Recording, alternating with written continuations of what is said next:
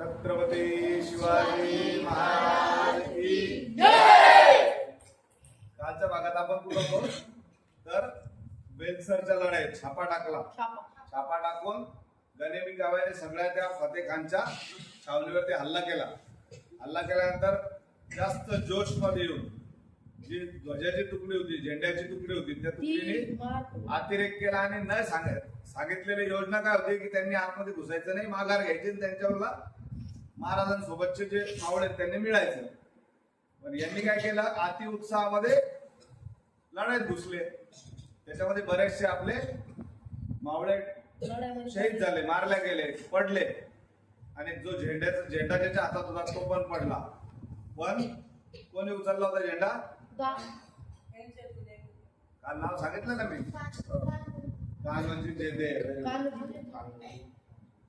जेदेंनी तो झेंडा सावरला. आणि त्या तुकडीला इशारा, झेंडा कशा करता राहायचा तुकडीत की समजलं पाहिजे आपल्याला इकडे डायरेक्शनने जायचंय. आणि मग सगळेजणांनी परत माघार घेऊन कुठे गेले, कोणत्या किल्ल्यात गेले? पुरंदर. Very good. पुरंदर मध्ये गेले.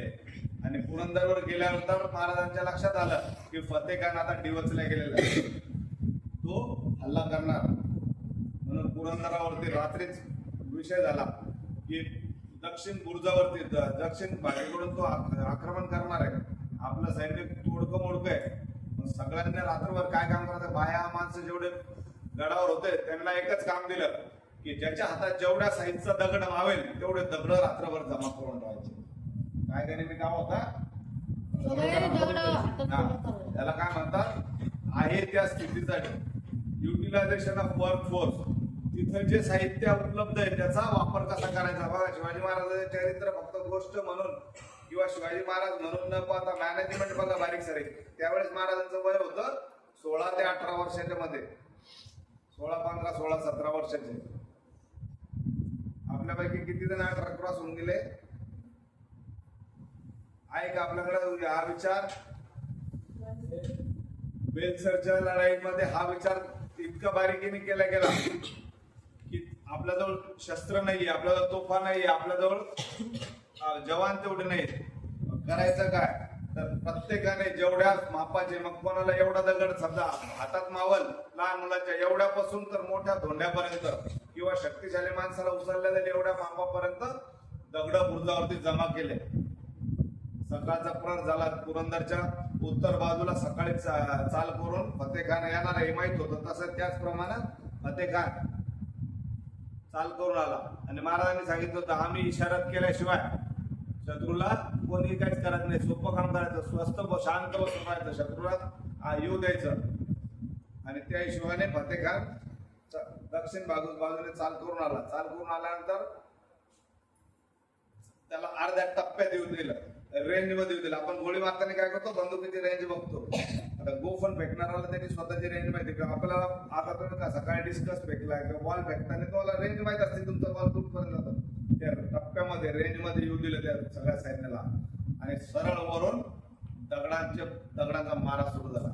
ज्याच्या हातात सापडत तसे दगड फेकायला सुरू झाला. इशारा केल्यानंतर तोपर्यंत त्यांना रेंज मध्ये झाला.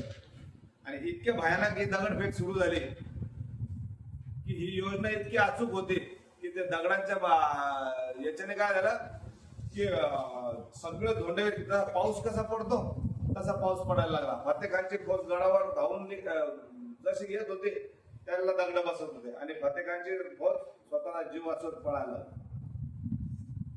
जसे पळायला लागले मोठमोठे दगड त्यांच्यावरती सोडले गेले आणि ती फौज सोडून पळायला लागली. आणि फतेह खानचं जे उरलं सुरलं सैन्य होतं त्याला घेऊन तो पळत सुटला. जसे ते लांब गेले, महाराजांनी आपली जी सैन्याची तुकडी होती त्यांच्यासह किल्ल्याच्या बाहेर आले आणि सरळ हल्ला करून टाकला. आणि जो दिसत त्याला कापायला सुरुवात केली. आणि त्या गडबडीमध्ये फतेह खान विजापूरच्या दिशेने सटकून गेला, पळून गेला. आणि फतेह खान निसटला.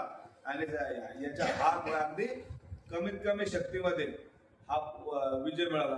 मावळ्यांना एकदम चेव आला की पाला पाचोळ्यासारखं सैन्य पळून चाललं. मावळ्यांनी पाठलाग केला, विजापूरच्या दिशेने तो पळून गेला. त्याचं सैन्य आणि स्वप्न मराठ्यांच्या एकाच वेळी पार उधळून लावलं. त्याच्या मनात होतं की आपण किल्ला घेऊ, पण त्याचं स्वप्न उधळून लावलं. अख्ख्या त्यांचं सगळे ते साहित्य घोडे बिडे सगळे सोडून ते विजापूरच्या दिशेने पळला गेला. फतेखानच्या या मोठ्या थोरल्या सैन्यानं आपल्या लहानशा सैन्याने कमीत कमी वेळात कमीत कमी युद्ध साहित्यानं पूर्ण पराभव केला होता. कोणाची ही जादू, कुणाचा हा चमत्कार, गणिमिकावायचा शक्तियुक्तीचा हा चमत्कार झाल्यासारखं झालं ना. म्हणजे फतेखान जाताना म्हटला की बाबा ये या अल्लाह ये पत्थरों की बारिश का असे हो रही है.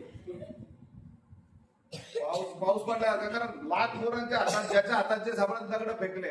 आणि मला सांगा वरून येणारा दगड आणि खाली किल्ल्याच्या खाली असलेला माणूस काय होईल, वरच्या टप्प्यात येईल. आणि युक्ती काय होती, शक्ती वापरली, युक्ती वापरली आणि आहे ते साहित्य महाराजांनी तिथं वापरलं. आणि त्याच्यानंतर तो फतेखान तिथून पळून गेला. पण तडाखे शक्तियुक्तीचे बसले होते शाही तख्ताला. कोणाला बसला होता तडाखा? फतेखानला एकट्याला नव्हता बसला, तर शाही तख्ताला तडाखे बसले होते. शहाजीराजे जे पकडले गेले होते त्यांच्या हातपायात बेड्या होत्या. त्यांना मदुराईवरून विजापूरला आणलं अफजल खानानं. शहाजीराजांना मकाई दरवाजाने विजापूर शहरात आणलं. अंगभर रस्त्याने त्यांना हत्तीवरून मिरवत नेलं. त्यांच्या हातपायांना बेड्या होत्या. आणि अशा अपमानकारक स्थितीत अफजल खान शहाजीराजांच्या भर वस्तीत चेष्टा करीत होता आणि मोठमोठ्याने शहाजीराजाला उद्देशून म्हणत होता, ये जिंदाने इब्रत आहे. आणि मोठमोठ्याने हसायचं. अफजल खानाने काय केलं, मुद्दाम शहाजीराजांना, कारण इकडं तर हे त्यांचं फतेखान पळून लावला होता, पण तिकडे संकट शहाजीराजे कैदेत होते. महाराजांकडे दोन संकट होते. आपण परवाच्या तिसऱ्या दिवशीच्या भागात पाहिलं की शहाजीराजांना बापाला वाचवायचं का स्वराज्य वाचवायचं का आईचं मन राखायचं. कारण आईला दोन्ही प्रिय होत्या. जिजाऊमा साहेबाला स्वराज्य पण तितकंच महत्वाचं होतं आणि स्वतःचा पती पण तेवढा महत्वाचा होता. एवढ्या अवघड परिस्थितीमध्ये फतेखान तर पळून लावला, पण सगळ्यात मोठं संकट होतं शहाजीराजांना पण वाचवायचं. आणि इकडे शहाजीराजांना कैद करून मदुराईवरून बिजापूरमध्ये आणल्या गेला. बिजापूरमध्ये आणताना अफजल खानाला ती जबाबदारी दिली. अफजल खान इतका क्रूर होता की त्याने मुद्दाम शहाजीराजांना, लोकांवर दहशत पसरली पाहिजे शहाजीराजासारख्या माणसाने मी सुद्धा आदिलशाह सोडत नाही म्हणून हत्तीवर बसवलं, हातापायात साखळदंड बांधले आणि रस्त्याने मोठमोठ्या हसत त्यांचा अपमान करत त्यांना आणला. आणि सांगायचा की हे जिंदाने इब्रत आहे, म्हणजे जिवंत, म्हणजे व्हीआयपी कैदी आहे. आणि याला शिक्षा सुद्धा व्हीआयपी पद्धतीने होईल. एवढा मोठा, जेवढी मोठी गुन्हा, जेवढा मोठा कैदी तेवढी मोठी शिक्षा. म्हणजे लोकांच्या मनात दहशत केली की आता शहाजीराजांना सगळ्यात मोठी शिक्षा काय, तर देहदंड, मृत्यूदंड. त्याच्यापेक्षा मोठी सजा कोणती देणार. मग आता यांना एवढा मोठा कैदी, तर यांना शिक्षा तर तशीच होणार. आणि मग तशा प्रकारे त्याला ते सगळा अपमान करत तिकडे चालला. शिवाजीराजे स्वराज्य मिळवण्याचा उद्योग करीत होते. त्यांनी बंड मोडले होते, पण त्यांचे वडील हे मोठ्या मानाचे कैदी होते. आता शाही शिक्षाही तशीच वाटायला येणार हे उघड होतं. आणि या प्रचंड इमारतीत राजाला कडक बंद उस्ताद मेहमद आदिल शहाने डांबलं होतं. ते भविष्य बेसूर दिसत होतं. आणि या प्रचंड हल्ल्यातून फतेखान पळून गेला. मागं उरलं होतं त्यांचे जे शस्त्र, अस्त्र, साहित्य, घोडे, हे आपल्याला किल्ल्यावर पुरंदर आलं. स्वराज्य नेमकं आता उमलायला लागलं होतं. पण सगळ्यात मोठं संकट शहाजीराजांच्या कैदेत होतं. अफजल खानाने मोठ्या अपमानास्पद रीतीने शहाजीराजांना आणलं होतं. आणि त्यांना सप्त मंजिला नावाची एक हवेली होती, त्या हवेलीमध्ये कैद करून ठेवलं. आणि शहाजीराजांच्या कैदेची बातमी इकडे कोणाला समजली, शिवाजी महाराजांना समजले होते, पण आऊसाहेबांना समजले. आणि गुन्हा नसताना अनेक कर्तबगार मराठ्यांना मुलकीशाही सत्ताने उडवलेली त्यांना माहिती. प्रत्येक मागचा इतिहास होता की गुन्हा असो का नसो, त्यांना जर वाटलं की हे भागी आहे, याचं बुडवायचं, तर आदिलशाह असेल, कुतुबशाह असेल किंवा निजामशाह असेल, यांनी चांगल्या मोठमोठ्या मराठा सरदारांच्या कत्ली केल्या होत्या. म्हणून ते टेन्शनचं काम होतं की बाबा आपल्या बरोबर पण असंच होऊ शकतं. हे टेन्शन असताना प्रत्यक्ष वडील आणि सख्खे भाऊ यांच्या या अशा सत्तेसाठी त्यांनी मारलेले होते. आणि एकच मार्ग होता, आदिलशाह पुढे पदर पसरून राजांच्या प्राणाची भीक मागणं किंवा स्वराज्याची शपथ विसरून जाणं आणि मिळेल त्या स्वराज्यापुरतं त्याला शरण जाऊन त्याच्या राजाच्या आदिलशाहच्या कब्जात देऊन टाकणं. नाहीतर शहाजीराजांचा मृत्यू आणि स्वराज्याचा नाश हे दोन्ही गोष्टी अटल होत्या, हे ठरलेलं होतं. साधी गोष्ट आहे की आपल्याला हातून येतून जाणार. आणि पुन्हा याच्यात माफी न मागता यांनी त्यांचा जो सरदार आला होता चालून फतेखान, त्याला पण पळून लावलं होतं. त्याची पण काही शस्त्रास्त्र सैन्य नसताना नुसतं दगडांवरती त्याला पळून लावलं. याच्यामुळे आदिलशाह चिडलेला होता. शिवाजीराजांनी स्वराज्यात त्यावेळी चालून आलेल्या फतेखांचा प्रचंड पराभव केला होता. सुभान मंगळ, पुरंदरगड, बेलसर आणि सासवड या ठिकाणी राजांनी गनिमी काव्याची कुशली करामत करून शाही फौजा पार उधळून लावलं. सह्याद्री आणि शिवाजी राजांच्या मनगडातील बळ उफाळून आलं होतं. दिनांक 8 ऑगस्ट 1648 आणि त्यावेळी आता कैदेत शहाजी राजे जास्तच धोक्यात अडकले होते. कोणत्याही क्षणी संतापाच्या भरात शहाजी राजांचा शिरच्छेद होऊ शकतो ही शंका होती.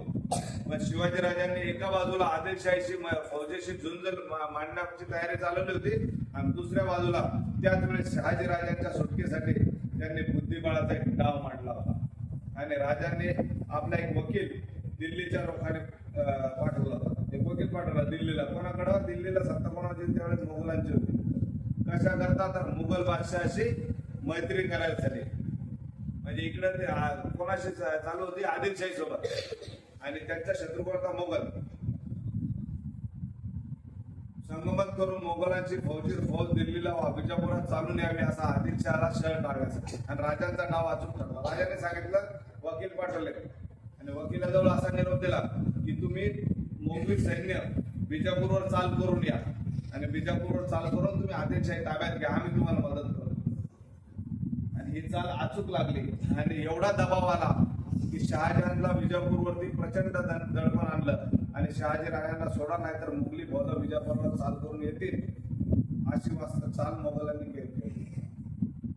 म्हणजे दोन एका वेळेला शिवाजी महाराजांनी दोन काय केले? एक तर इकडे फतेखानला पळवून लावलं आणि दुसरी चाल काय खेळली तर मुघल बादशाला मैत्रीचा एक संदेश पाठवला, वकील पाठवला आणि वकिलाकडे असं सांगितलं की तुम्ही आदिलशाहीला ताब्यात घ्या, विजापुरावरती दिल्लीतून हमला करा आणि आम्ही तुमच्या मदतीला येतो आणि आम्ही तुमची जागीर सांभाळू. त्यांना एक आश्वासन दिलं आणि झालं तसंच. ती चाल एकदम विजापूरवर चाल करून येते. हे धाकानच इतकं पक्क दहशत बसली आदिलशाहावरती.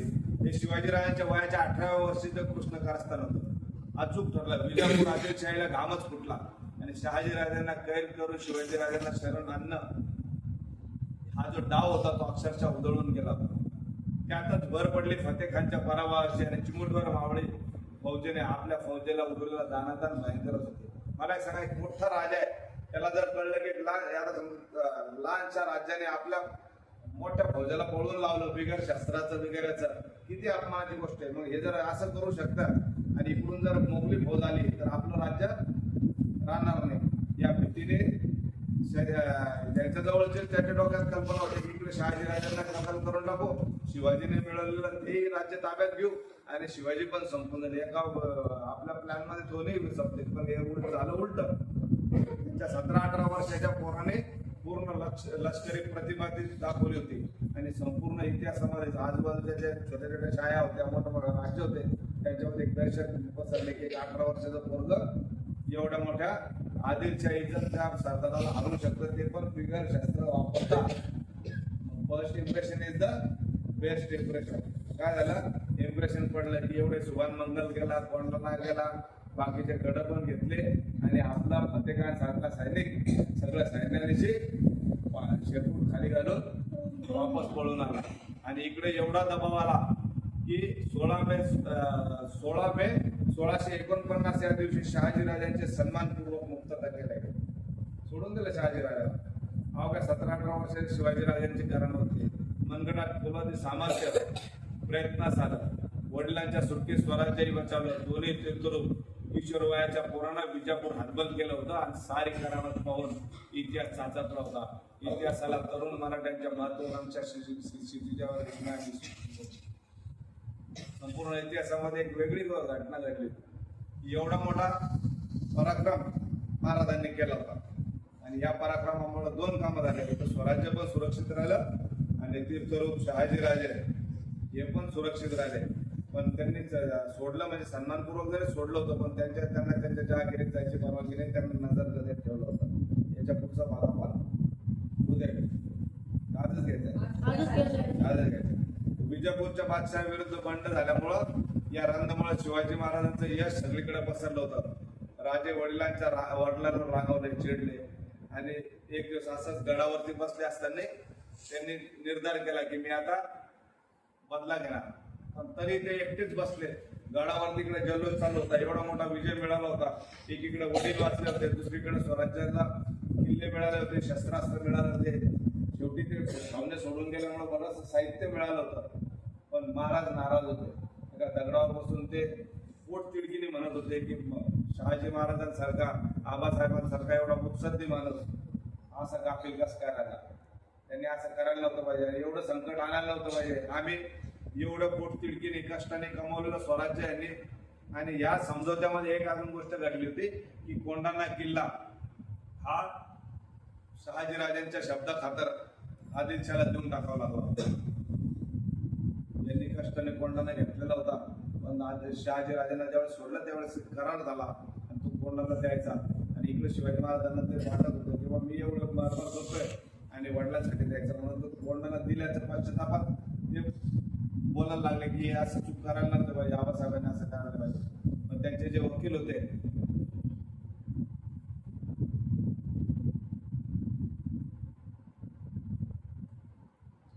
कोणाला आदिलशाही परत देऊन टाकण्याचे आज्ञापत्र राजगडावर महाराज व्यथित झाले. हे गडावर कुठेही एकांतात एकट्याच अवस्थेत हो. मिळालेले यश राजगडचा आनंद होता. एकटे शिवाजी खिंड म्हणून कोंढाण्यावर बसले होते. राजे कुठेतरी जाऊन एकटे बसले. ही गोष्ट वयोवृद्ध सोनविश्वनाथ डबे म्हणजे त्यावेळेसचे शहाजीराजांनी जिजाऊ साहेबांसोबत पाठवलेले अगदी मुत्सद्दी वकील, म्हणजे पूर्ण राजकारभार न्यायाधीशाचं काम पाहत होते सोनोपंत डबे. यांच्या लक्षात आलं आणि सोनोपंत आजोबा आज वयानं जवळजवळ ते 70 पार केलेले, अत्यंत मुत्सद्दी. भोसले घराण्यावर त्यांची अत्यंत अपार माया होती आणि ते चरण चाललेले शिवाजीराजांकडे गेले. महाराज गंभीर आणि उदार दिसत होते. सोनविश्वनाथांनी वडीलकीच्या सुरात त्यांना पुसलं, महाराज काय चिंता होता, कसली काळजी करताय. त्यावेळेस त्यांनी सांगितलं, तीर्थरूप साहेबांनी शहाजी महाराज साहेब कायद्यातून मुक्त झाले. आपण हे राज्य आपण वाचवले, पण चिंता कशाची. तर राजा गंभीर शब्दात म्हणाले, काय सांगावं, आमचे तीर्थरूप साहेब बेसावध राहिले आणि शाही जाळीत अडकले.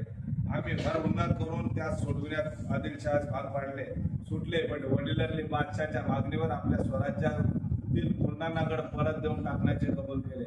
काय म्हणावं या गोष्टीला. आमच्या कामाचे मोल वडिलांना समजले नाही. ते स्वतः मोठे जाणते म्हणवितात, पण वर्तमान मात्र अजाणतेपणाचे करतात. म्हणजे वडील एवढे जाणते असून त्यांना आमच्या कष्टाची कदरच नाही.